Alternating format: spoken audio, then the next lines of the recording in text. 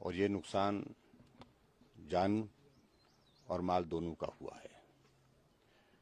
और मुझे इस बात को लेकर के बहुत दुख है कि हिमाचल प्रदेश में इन 3 दिनों में जिन लोगों की जान गई है उनकी संख्या 22 अभी तक हो गई है। और जहां मैं आज यहाँ आया हूँ गोहर के साथ में गांव काशन में, वहां तो मुझे इस बात को लेकर के दुख है कि एक ही परिवार के प्रधान खेम सिंह के परिवार के 8 लोगों की मृत्यु एक साथ एक ही जगह एक ही घर में हुई है।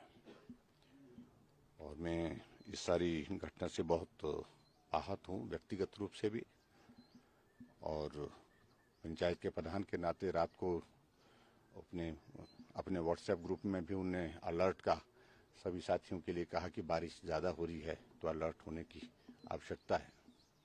लेकिन रात के 2 बजे इस प्रकार की घटना हुई कि उनके अपने ही घर पर ऊपर से बहुत सारा मलबा आने के कारण बारिश के वजह से उनका अपना घर क्षतिग्रस्त हो गया और 8 लोग उस घर में जो सोए हुए थे उनमें से हम किसी को नहीं बचा पाए। जैसे ही सूचना हमको प्राप्त हुई सुबह, तो रेस्क्यू ऑपरेशन के लिए डिप्टी कमिश्नर से बात हुई, ये भी मौके पर चले। विधायक महोदय जी भी मौके पर यहाँ के लिए निकले। रास्ते बंद पड़े हुए थे, रास्ते खोले, फिर पहुंचे, लेकिन हम उनकी जान नहीं बचा पाए। और जहां 8 लोगों की दुखद मृत्यु हुई, सबके शव बरामद कर दिए गए और परिवार वालों को सुपुर्द कर दिए गए वो सारे। और उसके पश्चात जहां ये घटना घटित हुई है उस स्थान पर अगर मौके पर जाकर के आज भी जब मैं देख करके आया हूं, ऐसी संभावना बिल्कुल लग नहीं रही थी कि इस प्रकार की घटना यहाँ पर घटित हो सकती है। बहुत मेहनत और मुशक्कत से उनने बहुत अच्छा घर बनाया था, परिवार के लोग बहुत उसमें आनंद के साथ रह रहे थे। आज मौके पर आने के पश्चात में उनके परिवारजनों को मिला हूँ। परिवारजन भी बहुत आहत हैं इस घटना से और मैंने अपनी संवेदनाएं व्यक्त की हैं। और राहत के रूप में हमने 4-4 लाख रुपए सभी जिनकी दुखद मृत्यु उस घटना में हुई है उन सभी को यहाँ पर आज देने का ऐलान किया है। उनका पत्र मैंने उनको सौंप दिया है। और इसके अतिरिक्त मौके पर उस दिन जो तुरंत राहत के रूप में 80,000 रुपये पहले भी दे दिया जा चुका है। और इन परिवारों को जिनका मकान था वहाँ पर, तो इनको मकान भी हम सरकार की ओर से उपलब्ध करवाएंगे। नुकसान बहुत ज़्यादा हुआ है, उस क्षति को तो पूरा नहीं कर सकते हैं, खासतौर से जिनका जीवन चला गया है उस कमी को तो कभी पूरा कर ही नहीं सकते हैं। लेकिन फिर भी सरकार ऐसे संकट के क्षण में उस परिवार के साथ है और जो भी मदद उनकी की जा सकती है, जिस रूप में की जा सकती है, वो करने की कोशिश करेंगे। और इसी प्रकार से मैं आज रास्ते में जब यहाँ पर पहुँचा हूँ, एक नहीं अनेक जगह मकानों को संकट आ गया है, कुछ मकान क्षतिग्रस्त हो गए हैं और सड़कें टूटी हुई हैं।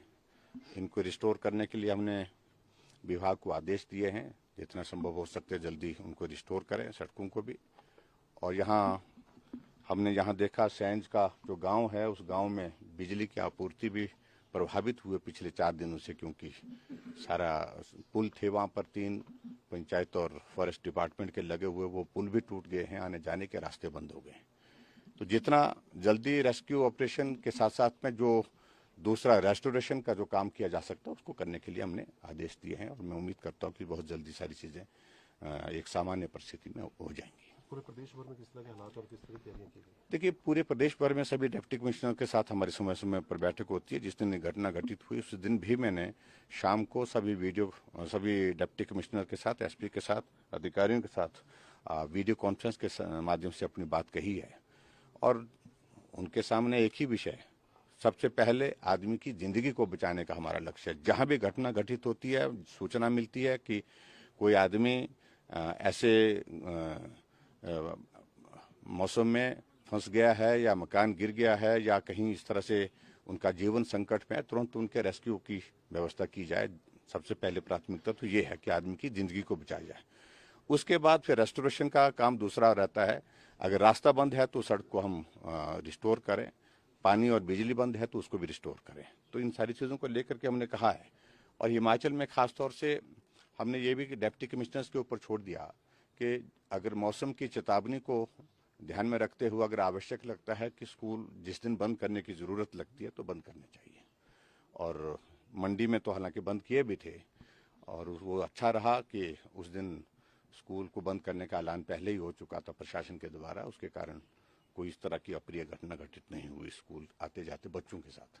और ऐसे में और भी चीज़ों को लेकर के आने वाले समय में एहतियात के साथ काम करने के लिए हमने सभी अधिकारियों को आदेश दिए। सर, पहाड़ी क्षेत्रों में जो है बाढ़ को लेकर ज़्यादा बताया जा रहा है कि जो नदी नालों में डंपिंग की गई है अवैध, सर उसको लेकर क्या कहेंगे? देखिए, डेवलपमेंट के काम चलते हैं, लेकिन कुछ जगह इस तरह से वो डंपिंग होने के कारण फिर वो कारण बनता है ऐसे, जिसके कारण फिर आगे फ्लड आ जाता है, जिसके कारण जो है वहाँ सॉइल इरोजन हो जाता है, और उसके कारण फिर आदमी की ज़िंदगी गाँव में संकट में हो जाती है। तो उस सारी चीज़ को लेकर के आने वाले समय में एहतियात करने की आवश्यकता है। सर, केंद्र सरकार के द्वारा क्या केंद्र सरकार को पूरा असेसमेंट के लिए हमने कह दिया है, और असेसमेंट करने के बाद फिर उनकी टीम आती है केंद्र से, और हमने आग्रह किया है कि केंद्र जल्दी से टीम भेजे ताकि लोगों की मदद समय पर हो सके।